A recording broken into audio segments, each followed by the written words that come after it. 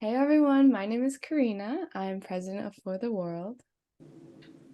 Hi, my name is Grace. I'm the Director of Communications for the World. My name is Sia, and I'm the podcast manager of For the World. Awesome. So this will be our first podcast episode. It will kind of just be like an overview about who we are and our recommendations toward volunteering. So basically, For the World, we're an organization that revolves around the UN goals. So every month we'll have a different theme that's one of the UN goals, and we'll hold two volunteer events where all of our members can sign up to join.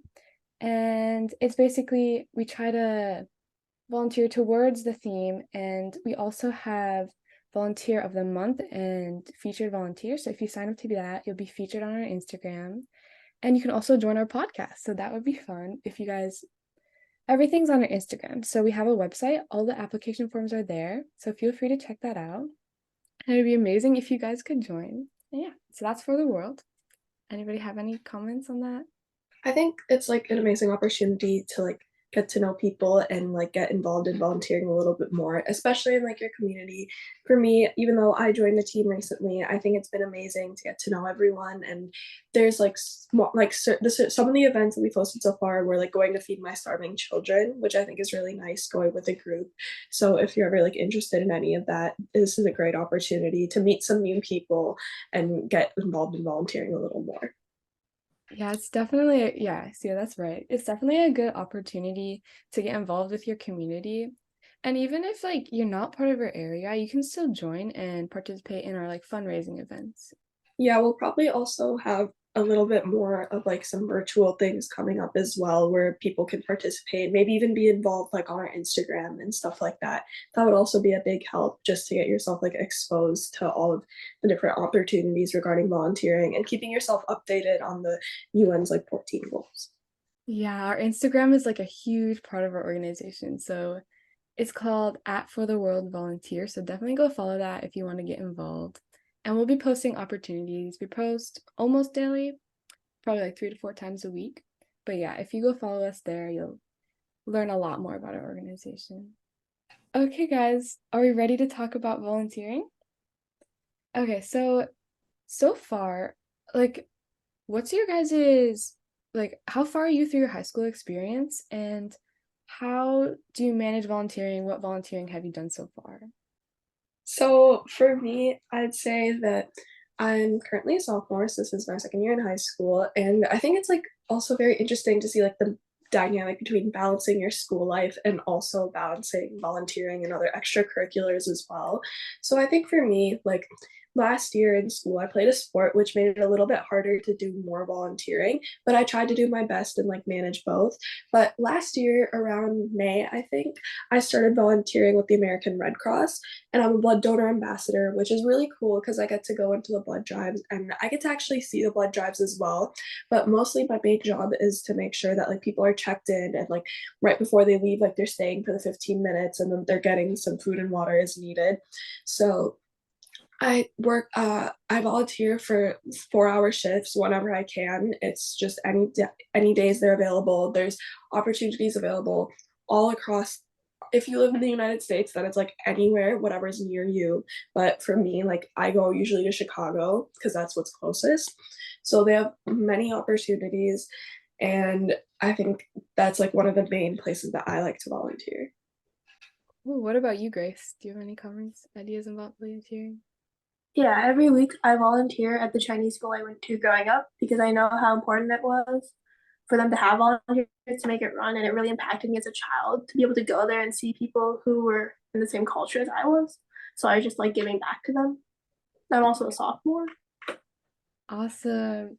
I think both of your I was thinking, does volunteering give you leadership? And I think both of your experiences definitely would give you leadership, like if you're running shifts, if you're teaching people at school.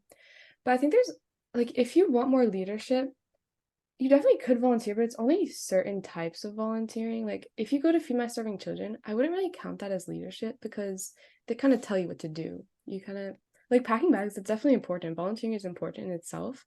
But if you want leadership experience, and I'd recommend doing a certain type of volunteering, like what Sia does or what Grace does. Those are both good. And also, if anyone that's listening to this is like most likely, I think for this program that I'm talking about, it's between the ages like 12 and 25. So I think a lot of these listeners may fall into that category. There is a Red Cross opportunity that's a youth action campaign. If anyone's interested in that as well, I think that's a great opportunity for everyone to get involved. So like there's many different things. Like for example, like we have our opportunities that are like once like a couple times a month, and if there's a lot of things that you could find that are also long term as well as like one time opportunities, just whatever works best with your schedule. And I think any volunteering is always great because I think it's not about how much you do, it's just the quality of what you do. And even if it is only like once in a while or if it is every week, I think anything makes a difference. Yeah, I like what you said there, Sia. I think when you volunteer, like it doesn't matter how much you do it, but I think it matters like if you're passionate about it. Like don't just volunteer just because like, oh, I guess I have to volunteer, like get these volunteer hours in. I think you should volunteer because you're passionate about something. Even if it's like, oh, how do I volunteer towards like STEM? Maybe go to the library, hold like a little STEM fair and teach kids about STEM or something. I think, or like if you're passionate about medicine, like Sia said, you could join the Red Cross. So definitely do something you're passionate about. And the leadership can come from like what you're passionate about. Yeah. I think another thing that people focus on when volunteering is the college applications aspect of it. Like, will it look good on my college apps or not? And like, even though I'm a sophomore and I don't really have much experience with college apps, I've heard stories from people and stuff. They're like, yes, it does, but also just trying to get in maybe 400 hours, or like I've seen people with insane number of hours, like 300, 400 hours. I don't think the amount of hours that you do is what really makes the difference. It's the quality of those hours. So, like, yes, some people have 400 hours, but it'll be like three different events that they did all 4 years in high school that gave them like 40 hours each. So I think that like yes, that does look good, and maybe if you did have leadership in those positions or like the hours that you like fulfilled, I think that is good. But at the same time, if someone had, let's say, like maybe like 100 hours for all 4 years, I think that they would still have like a good chance against that person with 400 if their hours were more like quality or more diversified across their community or had more of an impact than the other person. I think like it's not important to worry about how many hours you're doing, rather, it's just more of the quality and what you're doing in those hours. Yeah, that's a good point. Like I'm a junior, so I'm starting to be like more aware of like what I'm doing to need to get into college. And as I look back on my volunteering, sometimes I don't want to say I regret volunteering, but if I would be like if I could think about it as myself in the past, I'd be like, would this volunteering really make colleges be like, oh wow, we should choose her, right? So yeah, you're definitely right. There's certain types of volunteering. Like it doesn't matter how many hours you have, like it definitely does matter about the quality. Especially as you get older, you're like, oh, maybe I should do something different. I think also the volunteering should not just be about the colleges, because yeah, at the end of the day, that's important. It's important to your future. But I think college is only a small portion of your life. In 4 years, 7 years, maybe maximum like 10 years, if anything. But that still isn't like your whole life. And like getting into these colleges and like trying to go to a good college, I know a lot of people really want that. But I feel like when you're doing service, it shouldn't be just something that's a tool to get you somewhere, because at the end of the day, service is meant to like help like improve the world or improve a certain like community. And I think like you should never like forget that goal when you're doing the service itself, because I think that kind of then loses the purpose of you doing service. That's actually such a good point. One thing I remember reading an article, I don't remember where what it was called, but it's kind of similar to your point. It was like, if you join like a club at school like NHS or something, they require volunteering hours. So like is that really volunteering if they have it required? Like the student isn't doing it because they want to make an impact. The student is doing it because they have to do it. So I think it's like a good point what you said, Sia, like don't really focus on like the short term distance. Focus on like the long term, what you really want to impact. Grace, what would you recommend to people who are just starting volunteering? Like, what do you think they should do? I think you should start with the places where you grew up and they had volunteering that you were able to benefit off of. And you should try and give back to your community because they helped you and you know where to start there. Yeah, that's a good idea. I think I think that's good. You should definitely start in your community. I think start maybe with the easier things to do, like just to have a little experience, like know what you're up for, what you're able to do.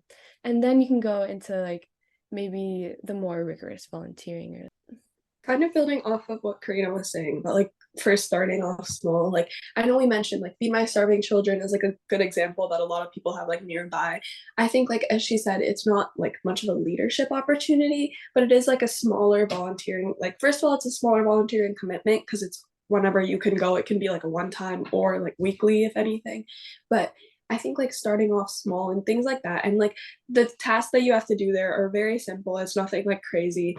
So if you want to start off there, or like I know one that's nearby us is Bernie's Book Bank, which is a pretty common one as well. Like those two are like really small and simple, and then you can build up to different positions. So like for example, Grace has like a little bit more of like a leadership type position, and like the way that she's doing it, like giving back to her community in somewhere that she was before.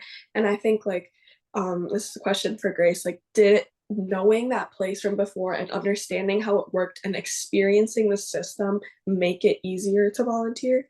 Yeah, it made it a lot more like it made a lot more sense as to what should be doing and what I would be doing.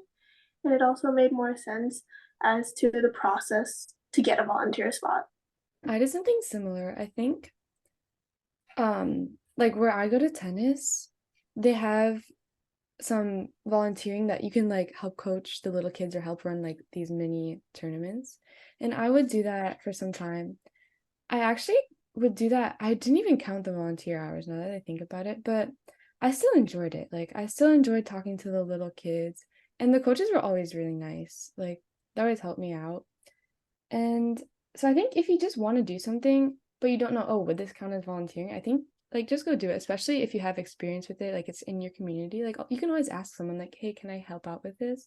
And they'll probably say yes. Like that would be a good experience. Do you guys have any tips on how to find different volunteer opportunities? Let's say if you weren't really exposed to many places that you could go to early on. I'd say if you don't know like where to volunteer, always go to your school. Like ask them like if you have a counselor or an advisor, or there should be like a volunteering club at your school. And if there isn't, maybe try to start one. But I think school, like if you don't have anything in your community, school would be definitely the first place to start. Like you can always ask around, maybe ask your friends, but I'd definitely ask a counselor, like what do you think, what they think would be the best volunteering for like you, because they probably know you a little better. I think another place that from what I've like picked up on is good for that is I know some park districts, especially over the summer, have stuff on their website. And another thing is like a lot of senior homes, like senior citizen homes have a lot of things that you could do. So I think those are like two good places to start because I know a lot of people have one nearby, especially like a park district and like there's different opportunities. It's not just like one thing that you'd have to do. There's so many different positions that they offer and I think a lot of people will be able to find something there. And if not, there's always like several different opportunities, like virtually even that you don't have to go anywhere for, or that or ones that you would have to go places, but like they're less commitment. So I think it just depends on what you're looking for, first of all, whether you're looking for a long-term thing or whether it's just like a one or two time event. Yeah, that's a good point. Um, Also, if you're going to something that's maybe a one-time thing that's maybe new, I would always recommend doing it with a friend because then it's a lot more comfortable to be with what you're doing.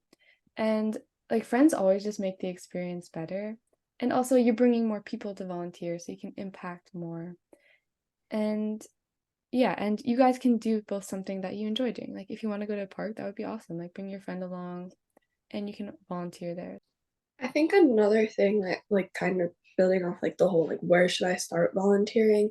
I think it's just like where whatever you're interested in or like maybe if you like heard a name somewhere it could be like really big organizations like for me like the Red Cross like that's like a big thing like I've heard about it or like things like that like even if you just heard about it and you're like whoa that's like a really cool thing to do and you know it's like nonprofit or something you might be like oh but it's so big they probably don't even have anything for me you'd be really surprised because like like as a sophomore in high school, and like you'd think that there's not as many opportunities with an organization so big that has such a great impact. You'd think that a lot of it would require you to be an adult, but there were so many things that I had the option of doing. I just chose to be a blood donor ambassador because that's what interests me the most. But just never be shy to like reach out to these people, or like their websites usually always have information, but if not, they're always willing to talk to you and get you through the process of being set up in whatever way works best for you and whatever you'd be interested in doing. So just if you hear a name, write it down, search it up. You'll most likely find something there. And if not, you can look in other places and you definitely will find something of your interest because volunteers are always needed no matter what. Yeah, like your points, yeah. I think reaching out is really important, especially like if you can't find anything, like if they even if they don't have a website, but if it's like a popular organization, they will have a website. But if you can't find anything, always reach out. Contacting like someone, even if it's through email, you can always ask questions and get more detail about the opportunity. And it always helps like learn more about it. Would you like to do it? Is it something you're up for? Something like that. So contacting is always very important when you're looking for an opportunity. Is that good? Does anybody else have comments on volunteering? I think that sums things up pretty well. I don't know if Grace has anything to say. No, I'm good. Awesome. So hope everybody enjoyed our first podcast episode. If you have any questions or you'd like us to answer anything, you can DM us on Instagram for the World Volunteer, or you can go on our website and ask us some questions. But yeah, that's everything. Bye. Bye. Okay. Bye.